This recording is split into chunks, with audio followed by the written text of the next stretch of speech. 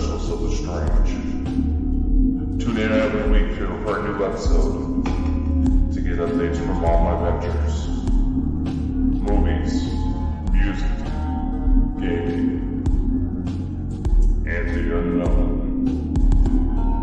There's never a dull moment in my life, and anybody who has bear witness can testify that the second I come in,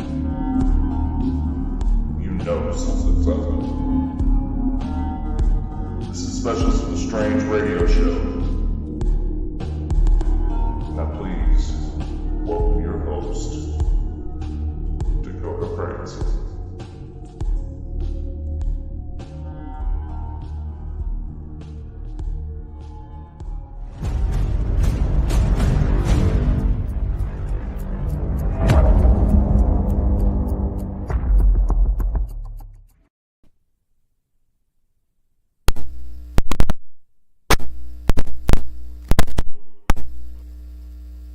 Hello? Hello?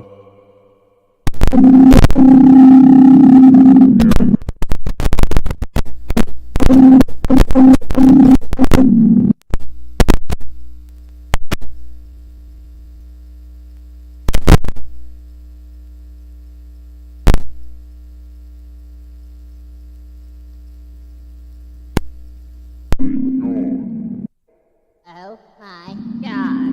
Oh my god. Okay.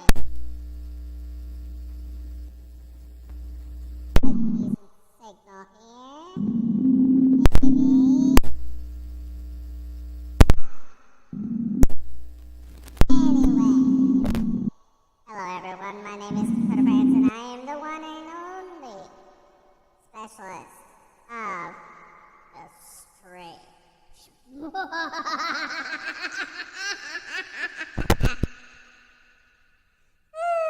boy. Boy, has it been a week.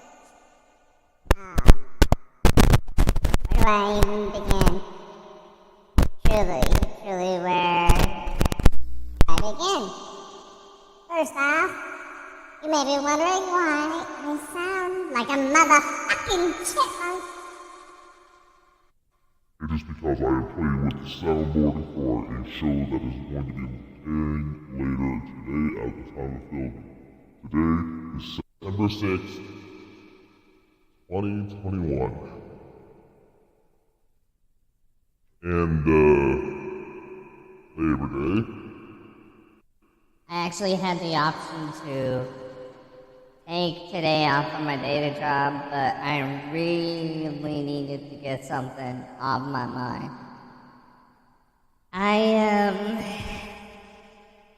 You know what, let's cut this.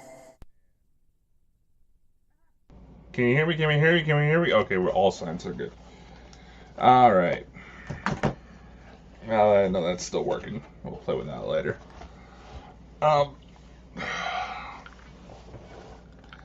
Last night, my team and I had a bit of a scare. Our dear friend, colleague, and CEO and founder of Parachills, started posting some rather concerning messages last night, and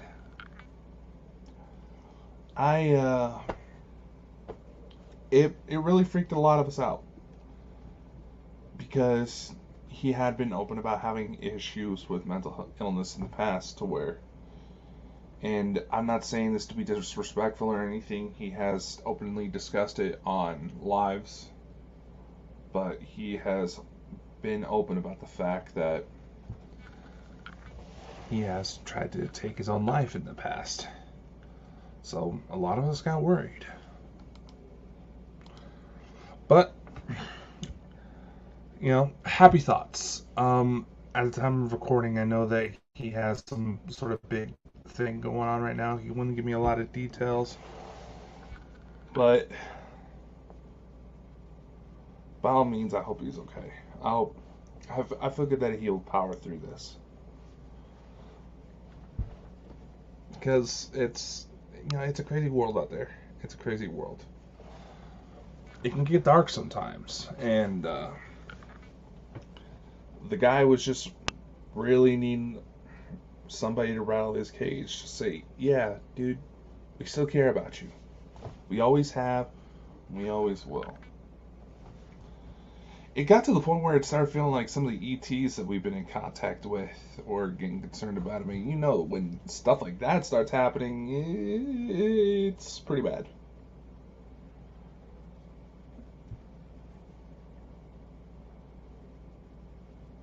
But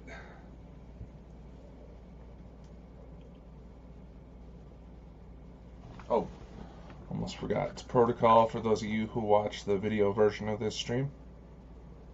There we go. Now, I'm sorry. I'm just still kind of reeling in, kind of trying to relax myself from what happened this weekend.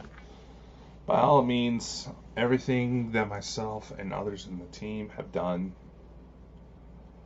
we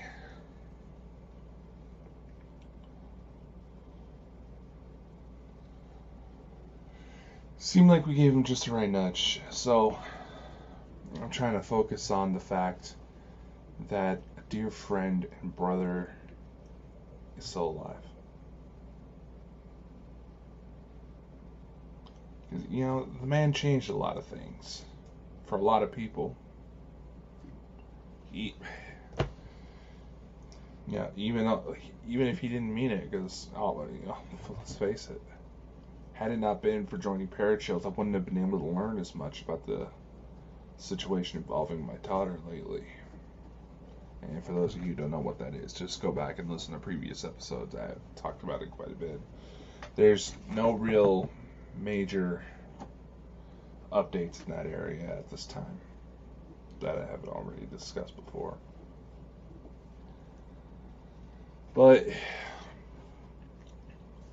this really wanted me to dig into a topic that I wanted to discuss on this show for a while now. Just haven't had a lot of motivation to do so, not a lot of backing to do so. And I think we finally figured that out, so let's dig into it. As I've gotten to know a lot of these people, had the privilege of calling them my friends and colleagues, there's been a pattern that's come up for quite a few of us that I think warrants a discussion. And I want to hear some of your thoughts on this too. In fact, I may open up a session for next week to kind of continue the conversation a bit more with panelists, so you don't just have to hear me rambling on about myself. But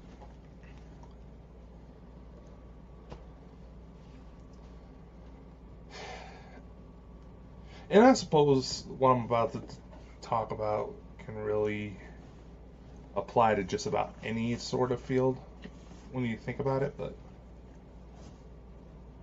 here goes. The pattern I've started to notice a lot with quite a few friends of mine, and I've had dealt with it too, it's that personal relationships being affected by our connection with the supernatural. And what do I mean by this? Well, yeah, I know for those of you watching the video, I did cut off the stream real quick because I needed to get up and stretch. But what do I mean by this? I mean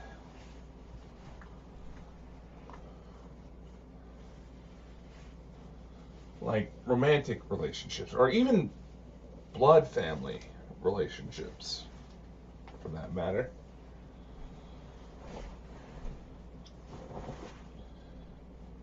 Being affected because of insecurity.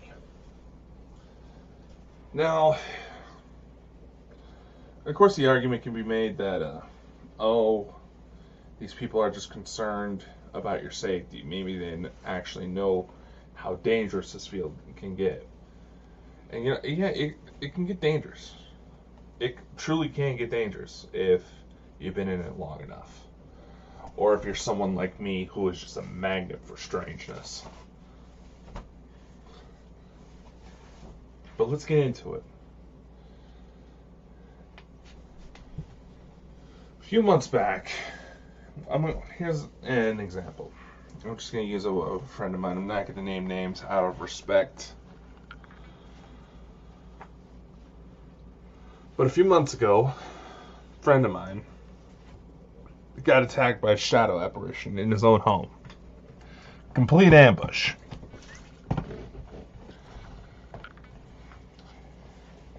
The only reason I became aware of it is because apparently his girlfriend started reaching out to certain people to try to figure out what was going on, because he had not contacted her yet after getting off of work like he normally would.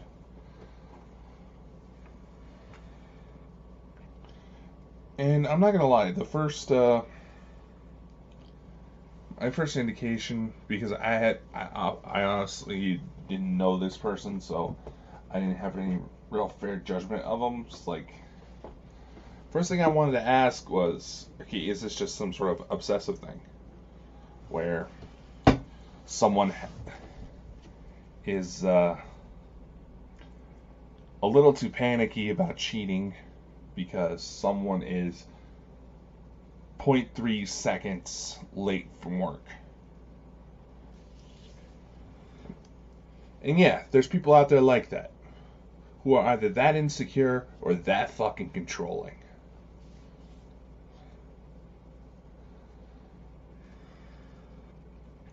They're just like, no, something was wrong. They were like, no, something was genuinely wrong. And also, unfortunately, the guy had a really bad habit of not answering his phone when someone wants to talk to him. I'll say it. I'll fucking say it. So, him not answering was not much of an abnormality, but a couple of women in his life reached out to me, and they were like wondering what the hell was going on. They were freaking out because something was not right, and they had known him a lot longer than I have.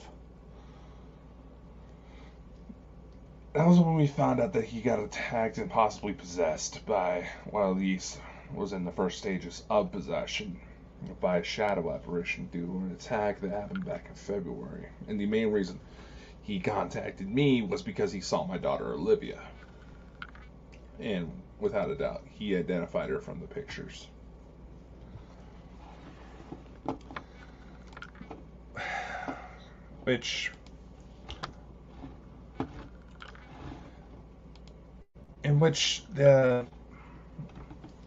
My friends and I, we got into essentially what would be a remote exorcism in order to try to clear the situation. I mean, I showed him pretty much this exact picture,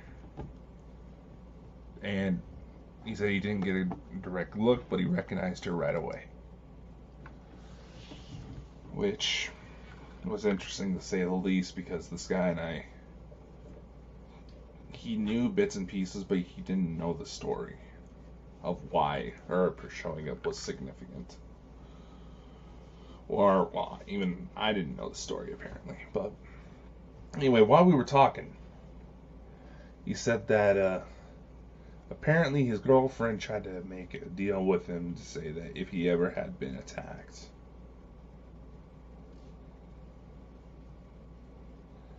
if something were to ever happen to him, he has to absolutely stop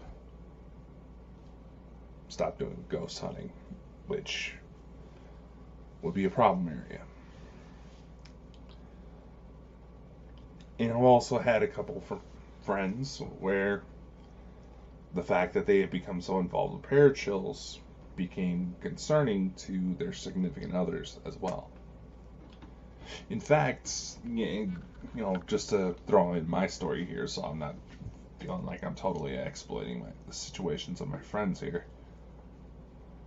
I had an ex not too long ago try to tell me that I should stop hunting because And she knew a little bit more than the average person. Tried practicing witchcraft, openly admitted that she liked putting hexes on people, which was a source of an argument, but you know what? She had issues that she really needed to work through. But anyway, she tried to get me to stop because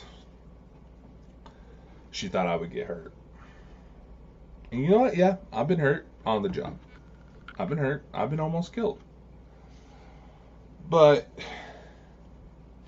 she also tried to have the gall to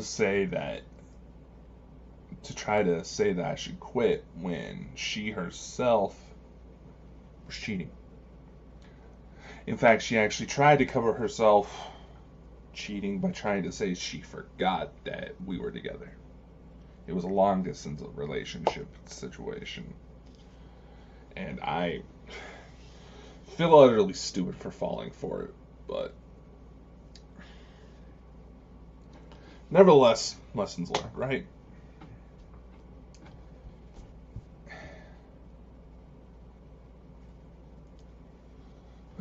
Here's the thing. When you really look at the people who truly dig themselves into this type of field, I mean, truly whole heart invest every possible minute looking into this type of stuff, it is essentially part of them. Maybe they have abilities of their own, maybe they have their own lifelong experiences, or maybe they're like me and there's a family history where dealing with the supernatural literally runs through in my blood. And unfortunately, it seems like my kids are affected as well, alien or not.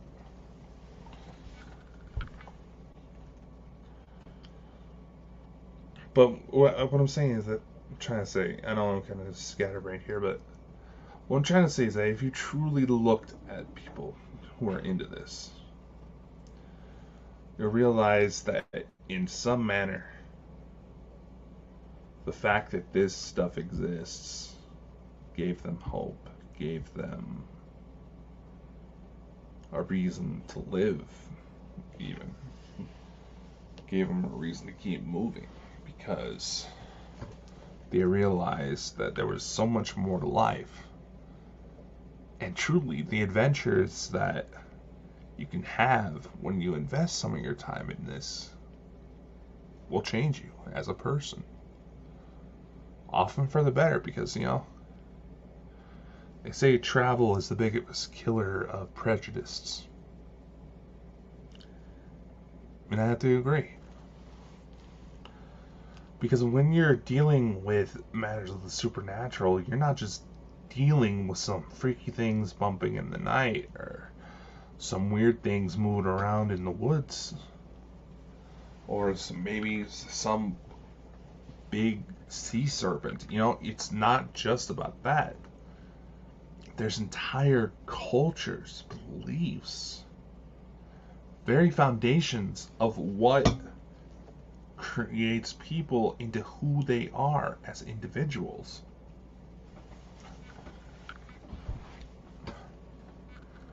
You're looking in certain things, if you've really been paying attention to some of the programs I've been working on, you're looking into the foundations of very religions. You know,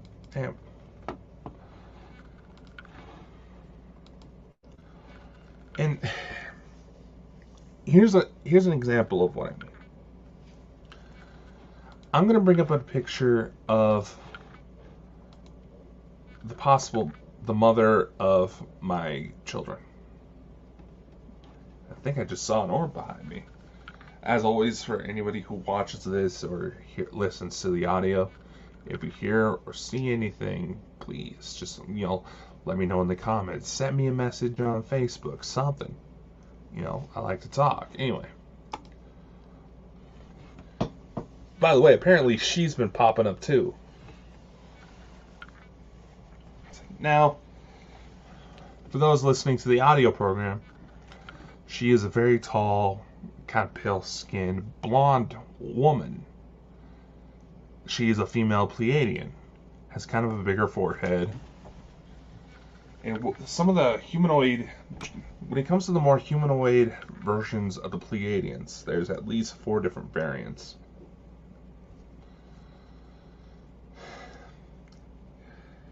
You almost have a traditional Asian features, facial structures, but with more anime proportions, right?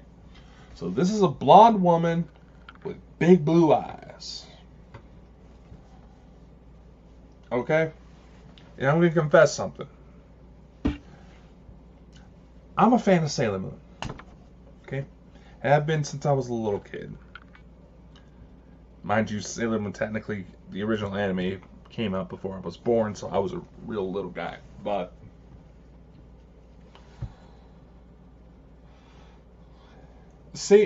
just walk through my shoes a little bit about, just work with me on this analogy, okay? People tend to revert back to what is familiar with them when they encounter something new. If they encounter something they can't explain, they try to compare it to things that they know. Now, if a blonde woman who's associated with space, big blue eyes, all of a sudden comes out, has the anime features as like, no, as in the actual proportions from the original anime. The newer one, it's kind of concerning how skinny some of those girls are. But anyway, the old school 90s proportions, okay? You show a kid a person who looks kind of like a cartoon character. Don't you think that little kid's going to get excited because they think they just met the real version of their favorite cartoon? Another example that just came to mind is a science teacher who happens to be a bit curvy, likes to wear, kind of space-themed dresses, red curly hair, bit of a hook nose. She's an attractive woman, don't get me wrong. But I happened to see this on Facebook the other day where a science teacher's day was made when a small child ran up to him, gave him a big hug, and said, "Hi, Miss Frizzle," from Magic School Bus series. And you might try to argue, okay, Dakota, that's, little kids, full-grown adults don't do that. Yeah, they do! And, yeah, the terminology may be different, but the mindset is still the same. They're trying to understand something that they never encountered before. And right now, the earliest encounter where the mother of my potential children. Now, mind you, unfortunately, the mother of my potential children, there's at least 2 separate names for her that have come up. One was Mian. The other, which makes a little bit more sense, and I'm going to have to re-listen to some of the necrophonic sessions I've done where I've tried to talk to her. Did someone just say my name? I'm home alone. Hello? Hello? What? Didn't Norm just fly past me? This is not good because I'm shooting Disclosure tonight. Or it could be really good. Anyway. What was I saying? Right.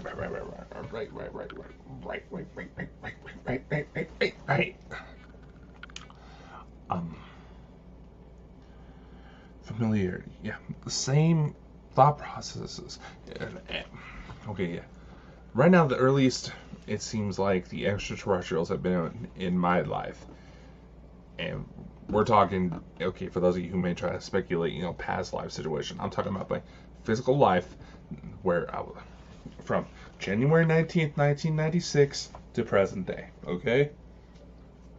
Where this vessel of mine was born. Died a couple of times, but this soul of mine, the current incarnation, okay, none of that other side of stuff, okay? And I'm saying that because it seems like there's a lot of people who try to bring up, but Dakota, but this. You know, they're trying to point out arguments to try to sound smarter than they actually are half the time.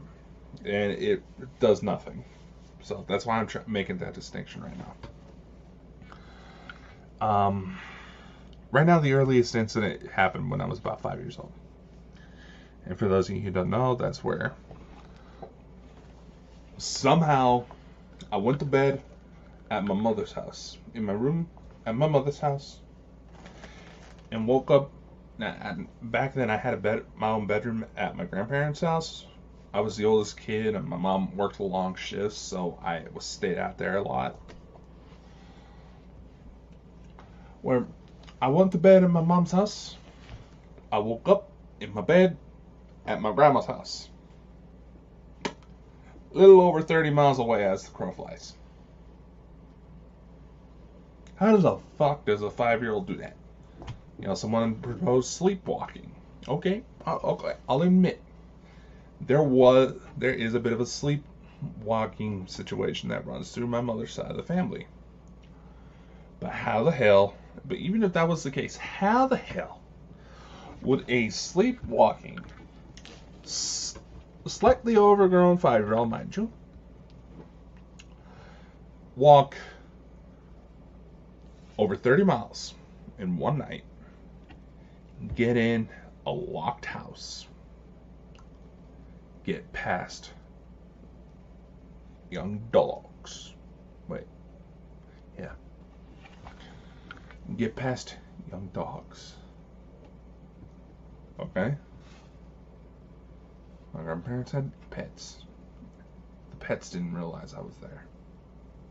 My grandparents didn't realize I was there. My mother called them shortly after I woke up the next morning, freaking out, thinking that I was kidnapped. Technically, I was. And one of the other possibilities that was offered was the idea that maybe, just maybe, due to the fact that I have a long history of psychic ability in my family, that I may have teleported. It's not really outside the realm of possibility.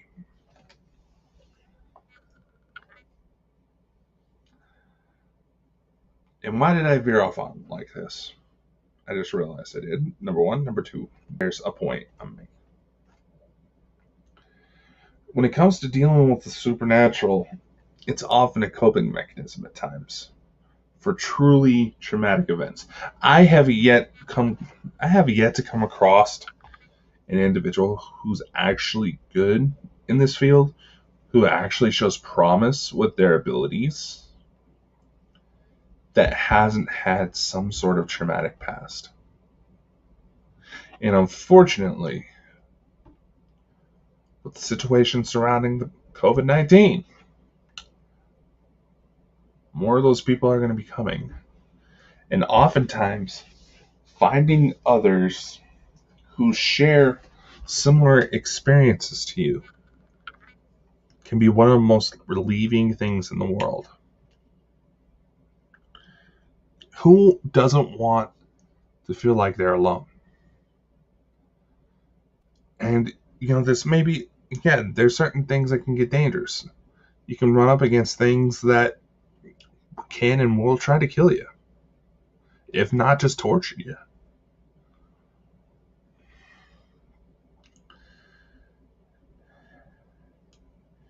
And one thing that I was once told that still reigns so true now is that the second these things realize you can see them, they see you, and they don't leave you alone, no matter how nicely you asked. It's a fake knife. Relax.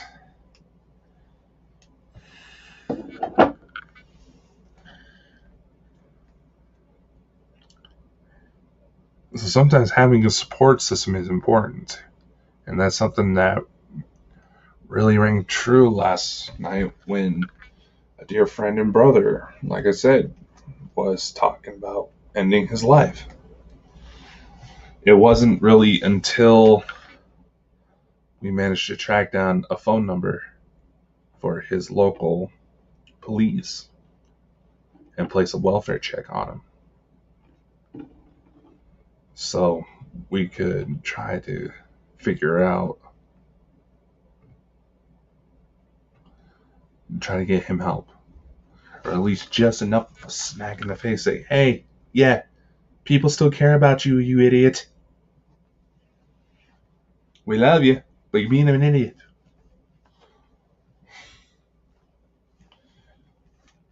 Anyway, this is going to be a short episode. I didn't really have much planned for it. But I just wanted to bring that up because, there's a lot you don't realize is going on in someone's head. Be there for them. Surprised you're not going off. Be there for them. Okay? Because sometimes you never know. Just the one small act of kindness can really change something.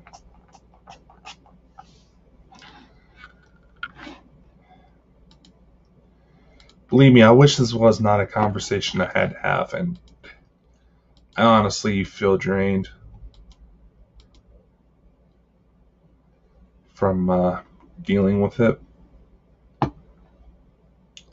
It's not that I wouldn't do it again, it's just we got a lot that needs to be taken care of.